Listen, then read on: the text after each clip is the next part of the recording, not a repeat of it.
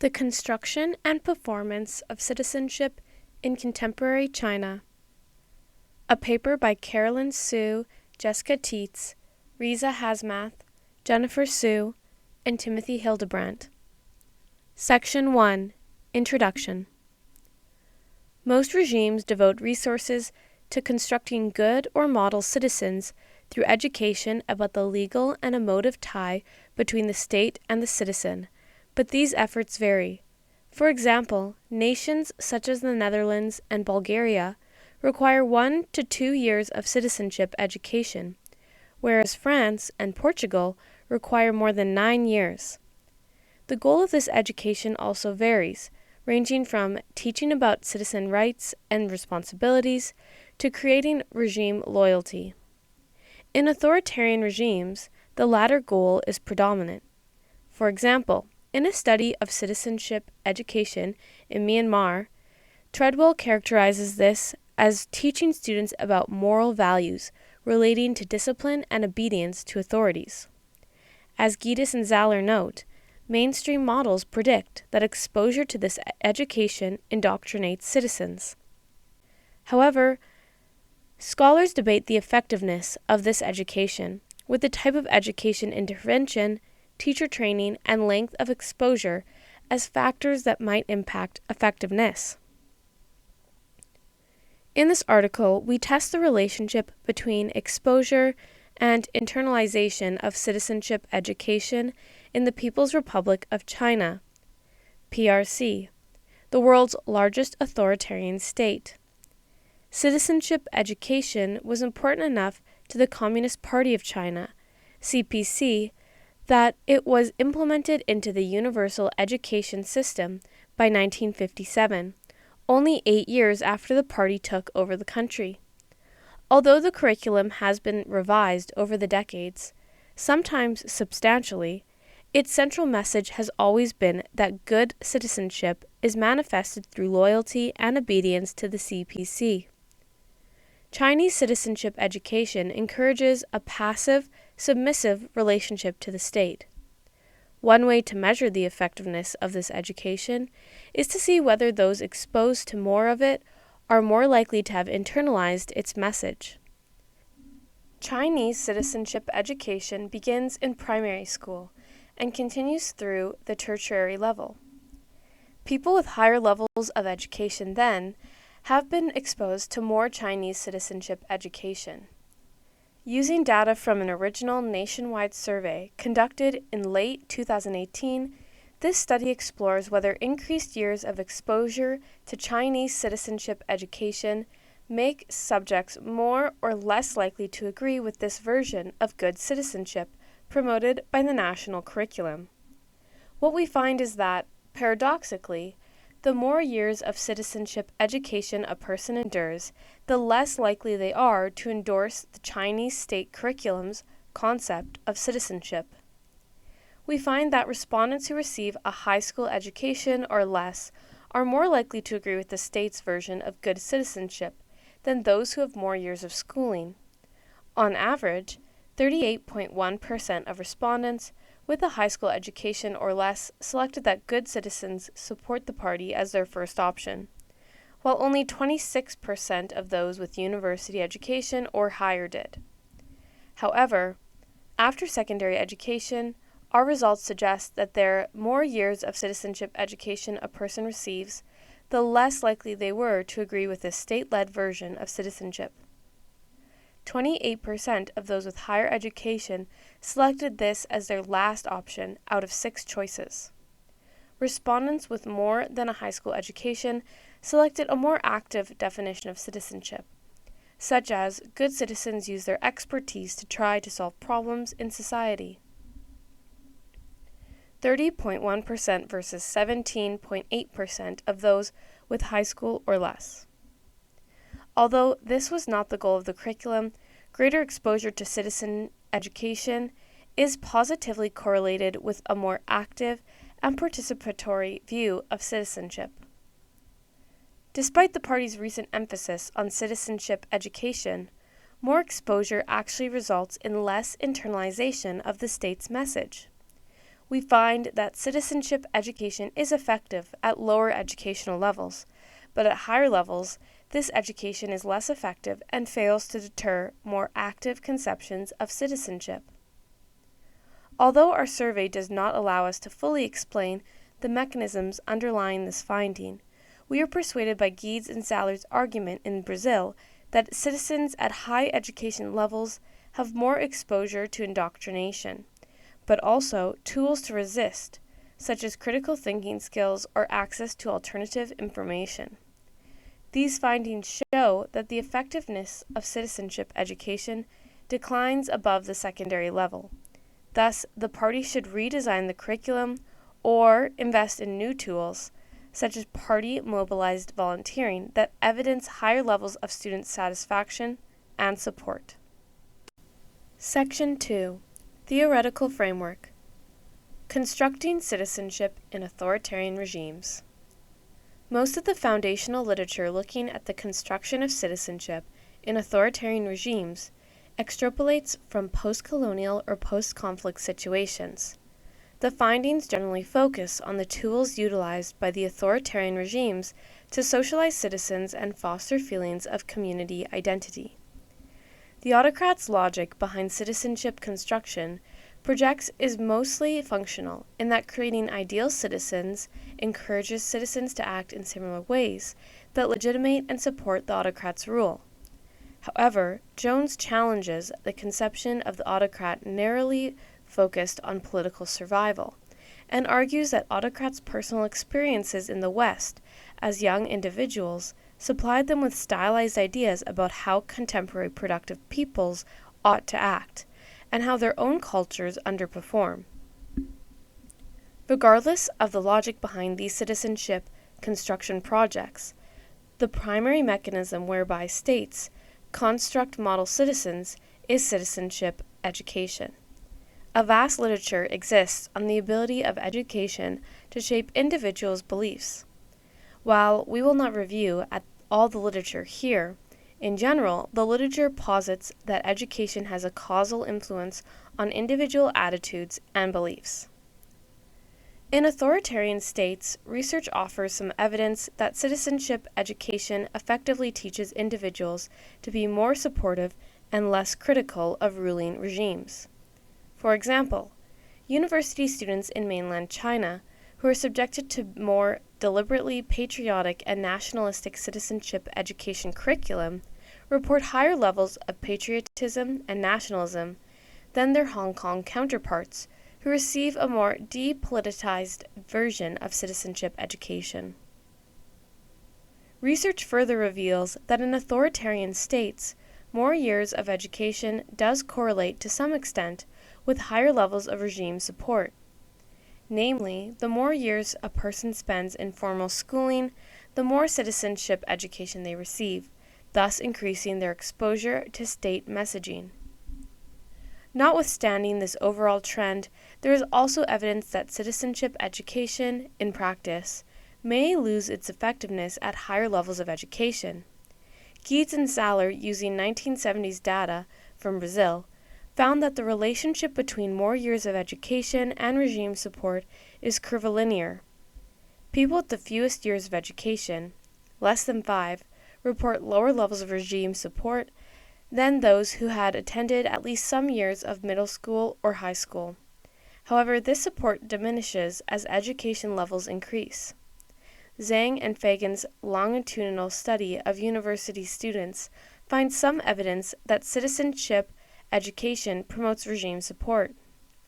However, Kennedy's results are more similar to Guedes and Zaller. Chinese citizens who had graduated from middle and high school were more supportive of the state than those with less education, but those who graduated from university reported lower levels of regime support than high school and middle school graduates.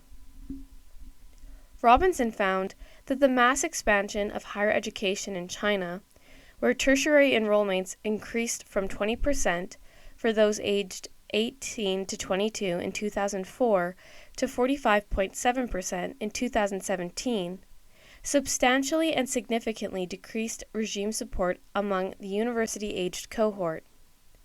These studies suggest, in sum, that the relationship between education and regime support rises, but eventually reverses with higher levels of education. Why would too much citizenship education potentially backfire? One could argue that university students receive more state benefits than those with less schooling, and the provision of education and other public goods should engender regime support. Perhaps the problem lies in the quality of the citizenship education itself. Huang's research reveals that political propaganda loses its effectiveness when it is done poorly. Clumsy and crude hard propaganda can actually worsen citizens' views of the regime because they find the arguments unpersuasive. Zhang and Fagan found that university students in China were not impressed with the teaching quality of citizenship education courses at the tertiary level, which influenced the effectiveness of the content. Citizenship education may be taught poorly at the tertiary level in China, or these older students may have higher standards for teaching than primary and middle school pupils do. At the highest level of education, individuals are taught to think more critically and are exposed to alternative viewpoints and may be able to see through the state's messaging. Recent studies find younger Chinese citizens from urban areas are more critical of the state than their older or more rural compatriots. This may be due to the fact this demographic has the highest average level of educational attainment in China, with a disproportionate number of university graduates compared to other age groups. Views of good citizenship in China. Empirical research in the PRC reveal a range of views about what constitutes good citizenship among the populace. Although these studies are not necessarily able to show either the prevalence of each view within the population or the mechanisms that lead a person to hold one view over another. For example, Distelhorst and Few look at Chinese public complaint letters, which reveal a variety of ways of performing citizenship, ranging from enacting abject subjecthood to insisting upon legal rights. The three most common versions of good citizenship supported by the scholarship are socialist citizenship, Suchi citizenship, and legal citizenship. Socialist citizenship assumes that the citizen is subordinate and dependent upon the state, which holds a paternalistic position over the people. It provides care and resources, and the citizen responds with adoration and submission. Socialist citizenship posits a passive citizen who allows the state to hold all significant decision-making power. However, socialist citizenship can be used to argue that citizen loyalty is conditional, predicated on the party state's ability to fulfill its promises, such as providing basic welfare to its citizens. This version of citizenship assumes a relationship of reciprocity between the state and its citizens. If the state fails to provide for its citizens' needs, or if political officials act greedy and corrupt rather than serving the people, then citizens can threaten to withdraw their loyalty. Yet the situation is supposed to be the exception, not the norm, and citizens should only have to invoke this threat under dire and unusual circumstances. Similar to socialist citizenship in China, in Suchi citizenship, citizens believe that they may make certain demands of the state, and if the state fails to hold up its end of the bargain, it loses its political legitimacy. The difference lies in what kind of services citizens can expect the state to provide. Suchi can be translated as quality. Instead of the state acting as a paternalistic provider that takes care of basic needs, Suchi citizenship expects the state to provide its citizens with high-quality conditions for self-development. Suchi ideology became a dominant narrative in early 21st century China. It was first used to promote the now-defunct one-child policy in the 1980s, and it became the key operating term for education reform in the late 1990s. Suchi citizenship permits citizens to be relatively apolitical, focusing primarily on their own development into capitalistic workers and consumers. However, Suu Kyi citizenship also opens the door for citizens to have a more active role, to engage in some forms of rightful resistance and social entrepreneurship. In contrast to socialist citizenship, it allows citizens to imagine an active role even under ordinary circumstances. Namely, citizens who bring low-quality conditions to the attention of political leaders should not only be able to expect a response, but also they could plausibly claim that they are doing the state a favor. Citizens who organize to solve social problems on their own are also doing a good by contributing to the overall improvement of the nation, thus justifying many forms of citizen organization and mobilization. Since Suu Kyi ideology claims that these who are more developed are higher quality people, and since development is conflated primarily with education, active Suu Kyi citizenship is more accessible to people with higher levels of education than lower ones. Finally, legal citizenship insists that both political officials and citizens are equal under the law. As a result, citizens have the right to criticize state actors if they violate legal policies. It is a form of rightful resistance. Under Xi Jinping, the official emphasis on the rule of law and top-down policy centralization has only intensified. Unlike socialist and Suu Kyi citizenship, legal citizenship focuses less on the Communist Party/state and more on the rights of the individual. This discourse has empowered citizens to invoke the law when they want to hold state actors accountable, whether via formal complaints, petitions, protests, or direct lawsuits. Citizenship education in China. Citizenship education became an explicit part of the Chinese universal education system in 1957 when Mao Zedong declared, "Our educational policy must enable everyone who receives an education to develop morally, intellectually, and physically, and become a worker with both socialist consciousness and culture." In 1958, political education first became a separate subject for secondary school students. During the Cultural Revolution, 1966 to 1976, the education bureaucracy lost control over political education, but in the post-Mao period, Deng Xiaoping reinstated citizenship education in a more comprehensive fashion in the 1980s. Citizenship education has remained a priority for the state in the 21st century. In 2004, the State Council proclaimed, "School is the primary channel for transmitting ideological and moral education to young people." In 2019, the Communist Party of China reinforced this stance by stating, "In order to build socialism, both now and in the future, we must cultivate the patriotism of students. The spirit of patriotism should infuse the entire curriculum, and patriotism education should be promoted in the classroom, in teaching materials, and in hearts and minds." The curriculum used in Chinese citizenship education has carried different names over the years, including moral education, moral character education, patriotic education, and citizenship education.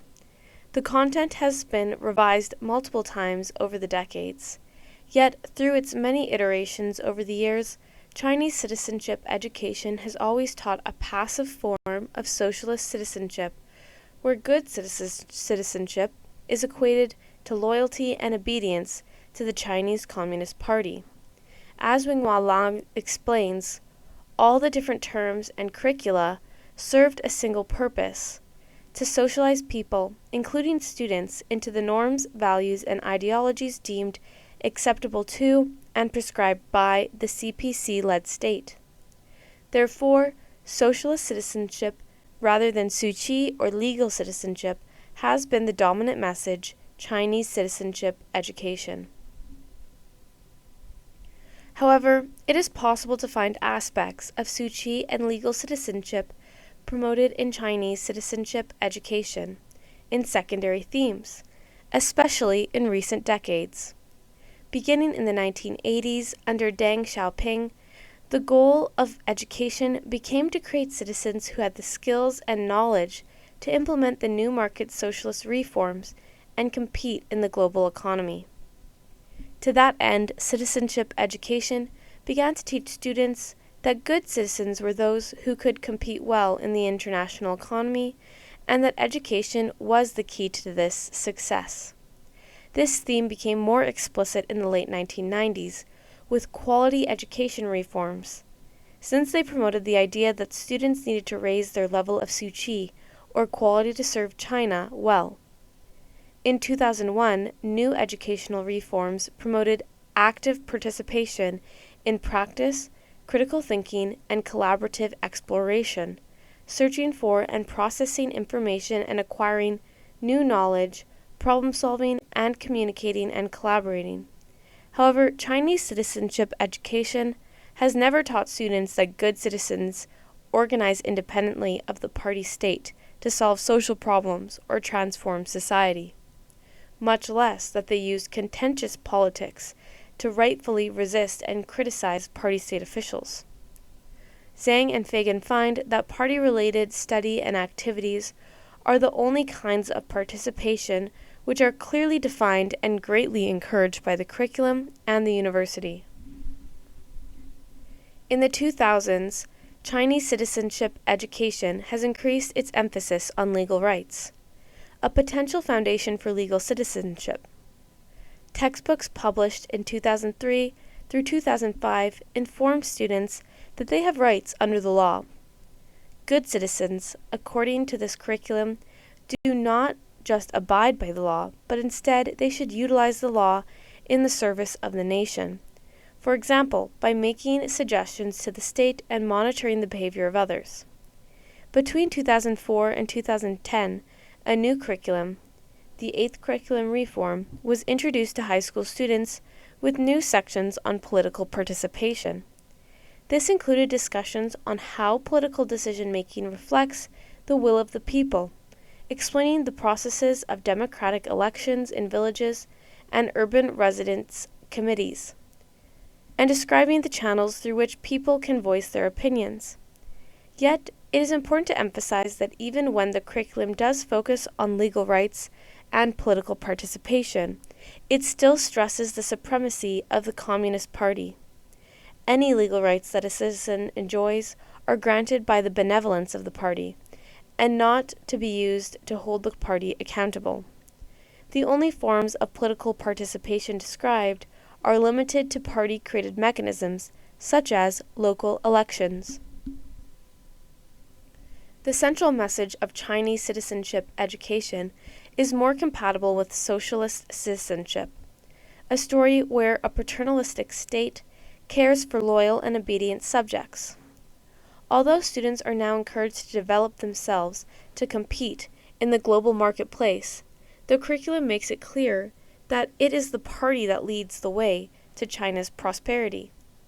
Therefore, citizens should subsume their individual goals to the collective socialist good, which means following the CPC's leadership.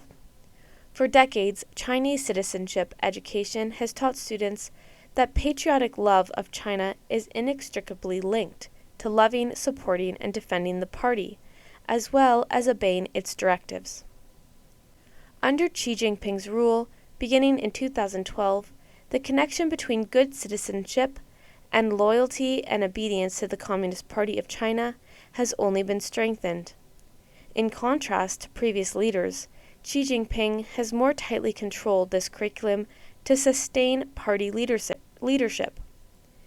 Education is an important means to help students strengthen their fundamental understanding of China and to transplant red DNA in order to resist ideological infiltration. Accordingly, citizenship education has been given two specific political tasks: to strengthen the CPC leadership, fully implement its education policies, and ensure schools are strong bases of CPC support, and to cultivate students' love of the CPC, the nation, and its people, and their understanding of identification with and support for the state's political system. The connection between patriotism and loyalty to the party was reiterated in 2019, when the Central Committee of the CPC declared, "The essence of patriotism is to love the country, to love the party, and also to love socialism. The only guaranteed way to realize the country's prosperity and power is to uphold the party's leadership and adhere to the road of socialism with Chinese characteristics, with strong faith and sincere emotions." In sum, citizenship education in China teaches a more state-centered form of socialist citizenship, where citizens follow the lead of the Communist Party, and this is only strengthened under Xi Jinping. Ultimately, socialist citizenship expects that citizens give the state, or more specifically, the Communist Party, their loyalty and obedience in exchange for its paternalistic care. The bargain does imply that citizens could criticize the state if it fails to meet its responsibilities to them. After all, students learn that the downfall of the regimes that preceded the CPC were due to their failure to protect and care for the Chinese people. Yet, the curriculum never explicitly acknowledges the possibility of CPC failure. Instead, it expects citizenship to be passive. Although citizens should actively develop themselves as capitalist competitors in the economic realm, in the realm of politics they should be passive and submissive. Section 3. Methodology. In this study, we test the hypothesis that the longer the intensity of exposure to citizenship education, the more citizens are influenced by the state-led conception of citizenship outlined above. We test this hypothesis using the case of China, since Xi Jinping's emphasis on the rejuvenation of the nation includes constructing model citizens and officials, and this curriculum is mandated throughout all levels of the education system. Thus, we have a case of implicit conceptions of citizenship, focusing on obedience being emphasized and taught continuously throughout the education experience. Given this, we expect that evidence from China should confirm our hypothesis. However, if citizens vary in their conception of citizenship, this weakens the notion that the authoritarian state can use citizenship education to effectively inculcate a state-led conception of citizenship. Survey design and measurement. We leverage individual-level data from the 2008 Civic Participation in China Survey, CPCS. Using stratified random sampling techniques, CPCS 2018, conducted in October 2018, surveyed individuals in mainland China. IP addresses served as a unique identifier to ensure the same individual was not taking the survey more than once, reduce the potential for clustering amongst individuals, and promote a stratified online sampling methodology. The survey obtained 2,022 respondents, of which 1,402 were determined to be valid responses. Validity was determined based on completedness, meaning that invalid surveys left one or more required questions incomplete. The survey questions primarily focused on the subject's attitudes towards and experiences with volunteering and charitable giving, state-led and citizen-initiated. The survey also asked about the respondents' understanding of what it means to be a good citizen. We considered the survey's focus on volunteerism and charitable giving may have affected the responses to the question about citizenship. However, very few respondents choose volunteer service and participation in charities as an important component of citizenship. In order to avoid pressure to provide politically correct responses, the survey did not address particularly sensitive political topics and falls well within the range of surveys that have been conducted in China in the past.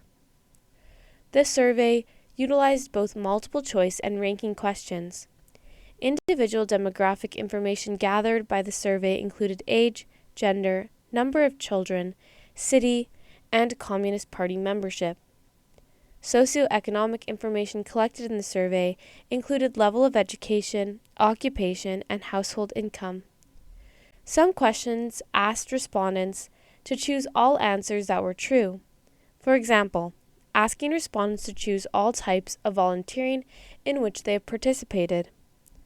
Others asked respondents to rank answer choices such as the appropriate type of organization to solve social problems. For ranking questions, respondents would rank the choices from 1 to 6 in order of most important to least important. For the purposes of this article, respondents aged 40 and up were removed from the analysis for two reasons. First, the Cultural Revolution interrupted citizenship education in China for many years, and the regular curriculum was not reinstated until the 1980s.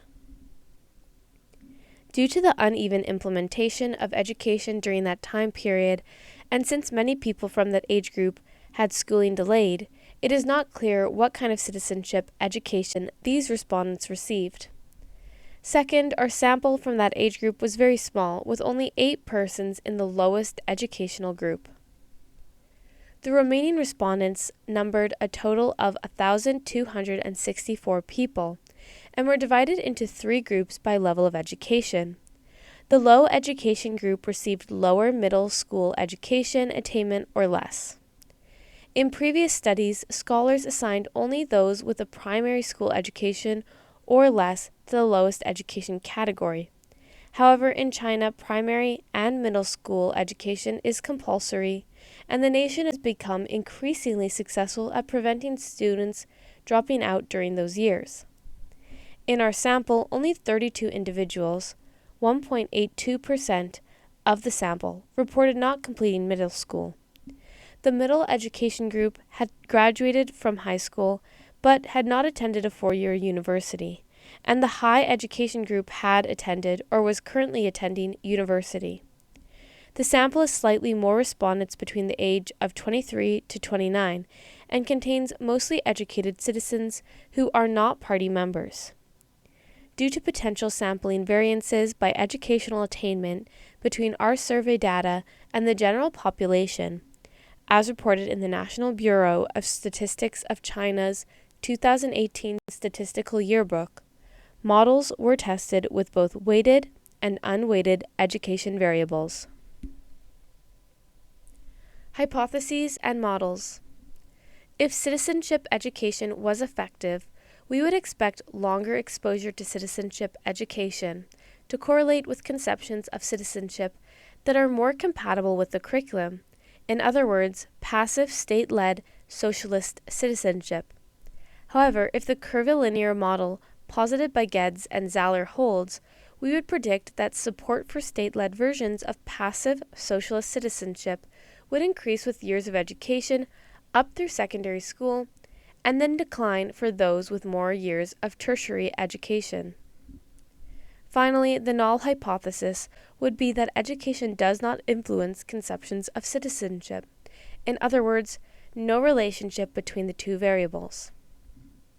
In order to test these hypotheses, we utilized questions about citizenship where survey respondents were asked to rank order 6 options for the following question. What type of citizen serves China the most? Please sort them from the category that contributes the most to the one that contributes the least. The option you think is the most important should be ranked 1, and the least important option ranked 6. Option 1, citizens who support the Communist Party. Option 2, citizens who develop their economy through business growth and/or entrepreneurship. Option 3, citizens who contribute to the country through education, expertise, and high-quality skills. Option 4, citizens who contribute to society through volunteer service and participation in charities. Option 5, citizens who serve in government departments and actively understand the situation. And finally, option 6, citizens who abide by laws, rules, and regulations. Among these responses, options 1, 5, and 6 best reflect the passive state-led socialist citizenship promoted by Chinese citizenship education. Option 1 directly reflects the central message of the curriculum. Good citizenship equates supporting the CPC.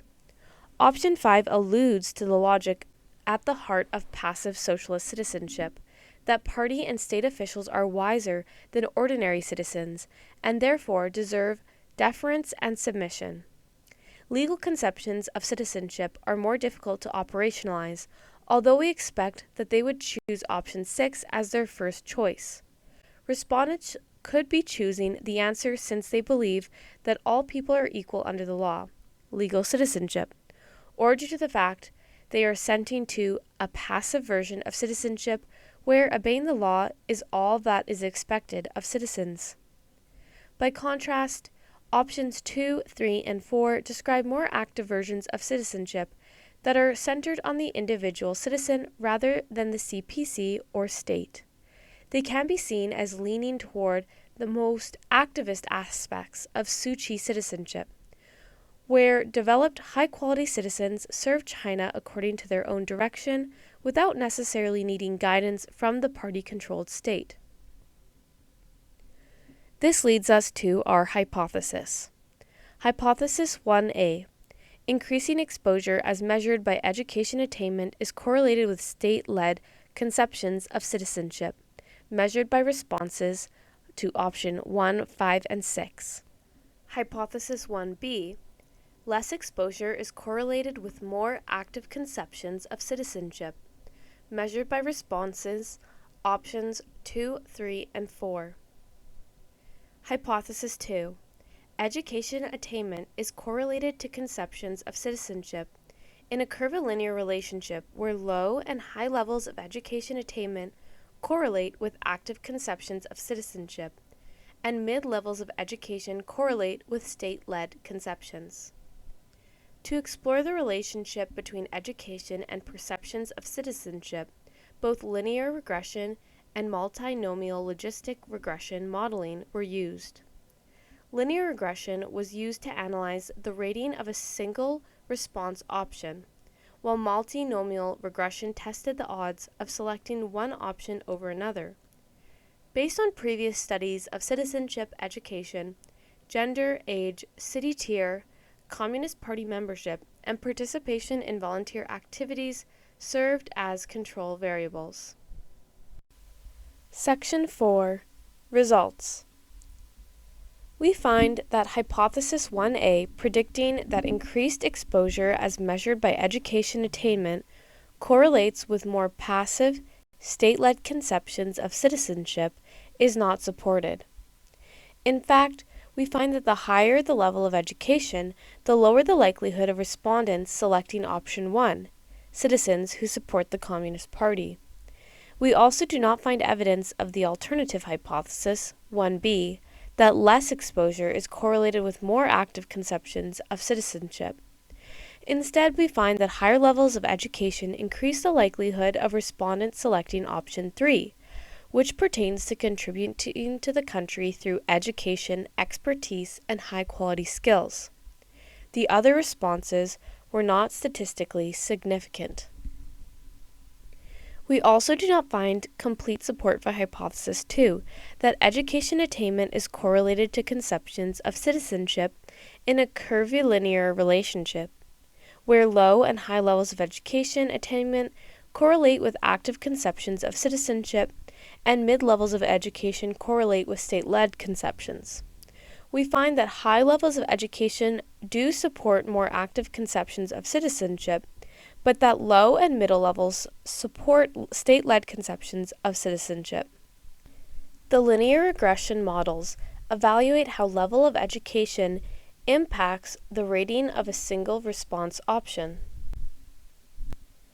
We see that education has a statistically significant effect on the ranking of option 1, and that an increase in level of education is associated with a lower ranking of this option, controlling for age, city, gender, Communist Party membership, and whether a respondent has volunteered. Specifically, an increase in education is associated with a 0.594 decrease in ranking when the education variable is weighted. education also has a statistically significant impact on ranking of option 3. An increase in level of education is associated with a higher ranking of this option, controlling for age, city, gender, Communist Party membership, and whether a respondent has volunteered. An increase in education is associated with a 0.387 increase in ranking when the education variable is weighted. These results were confirmed by a multinomial regression model, which compared the odds of choosing different response options. The odds of selecting option 3 rather than option 1 as the respondent's top choice increased if they had higher educational attainment. The odds that a respondent in the middle education group selected option 3 rather than option 1 were 1.91 times that of a respondent in the low education group, equivalent of 0.036. The odds that a respondent in the high education group made the selection were 4.0 times that of a respondent in the low education group. In both the linear and multinomial regression models, the difference is especially noticeable between respondents with at least some tertiary university education and those without. The level of education did not have a statistically significant impact on all response options for this question. Therefore, to supplement this analysis with robustness checks and to further explore respondents' perceptions of citizenship, we analyzed how education impacted 3 other survey questions that may also contribute to forming these perceptions. 1. Do you participate in volunteer activities? 2. Does the government provide sufficient help to disadvantaged groups?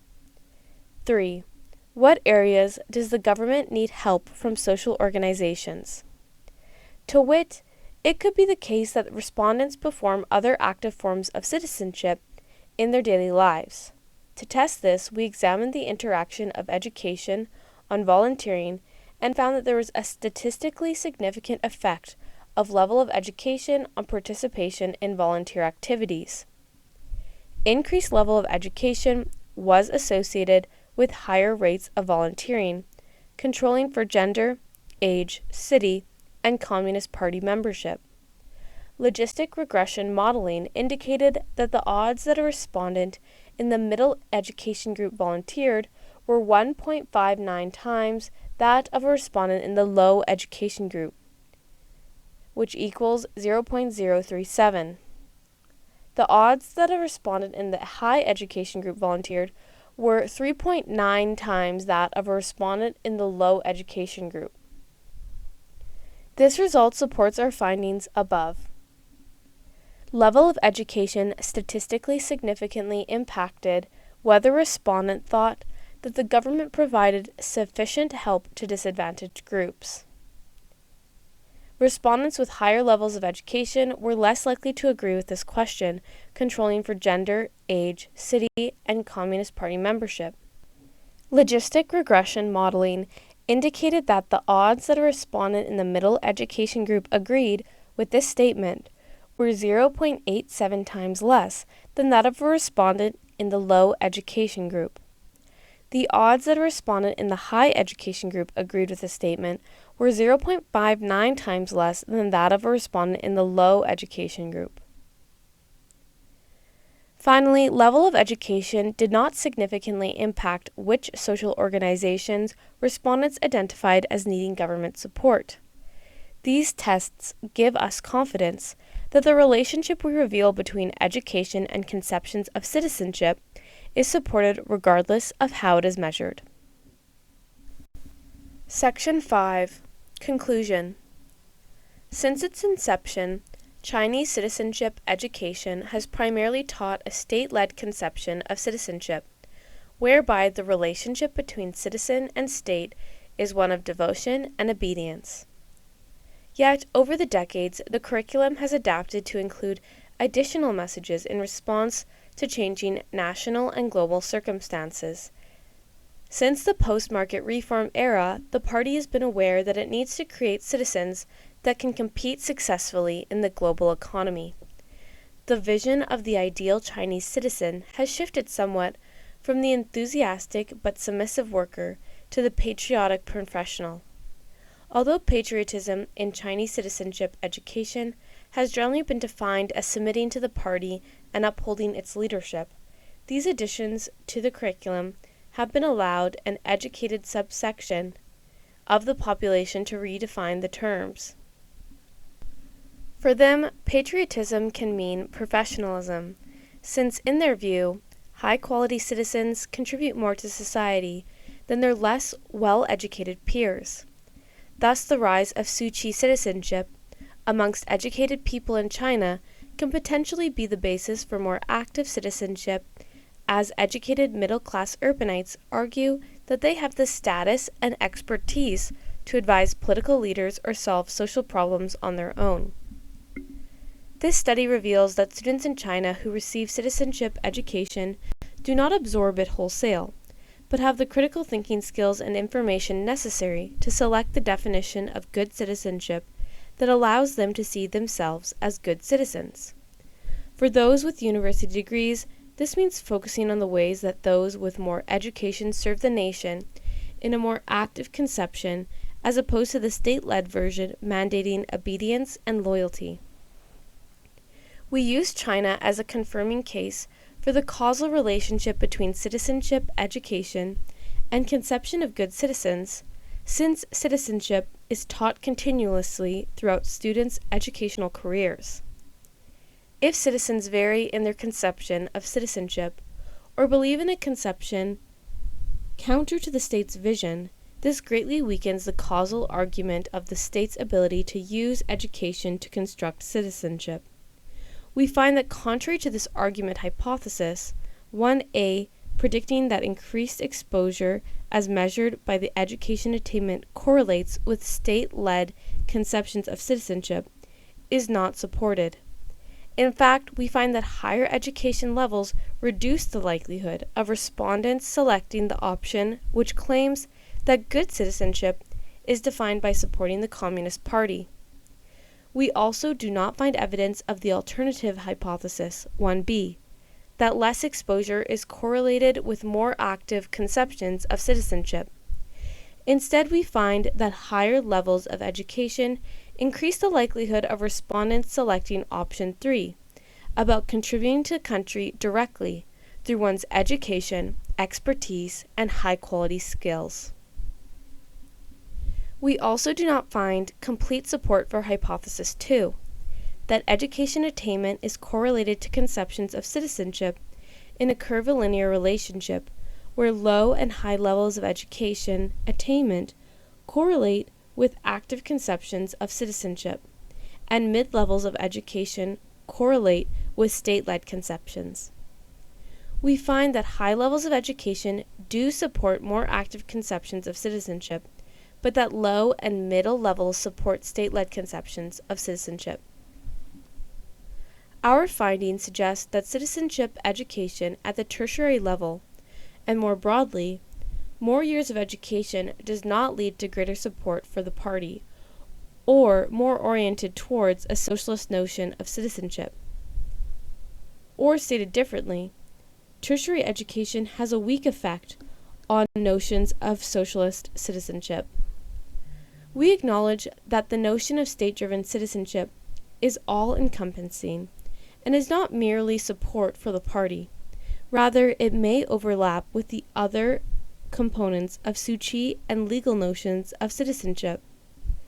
If these students are more persuaded by active conceptions of citizenship, the party would be better served by investing in expanding volunteering and service learning opportunities, instead of redesigning the curriculum. These opportunities, such as Project Hope, have been popular with university students. This focus would mean that Xi Jinping should empower organizations like the China Youth League, rather than continuing efforts to reduce its autonomy and funding. The broader implications of our findings is that the agenda of constructing contemporary citizens underway in many authoritarian regimes will only be effective if concentrated on citizens with less educational attainment.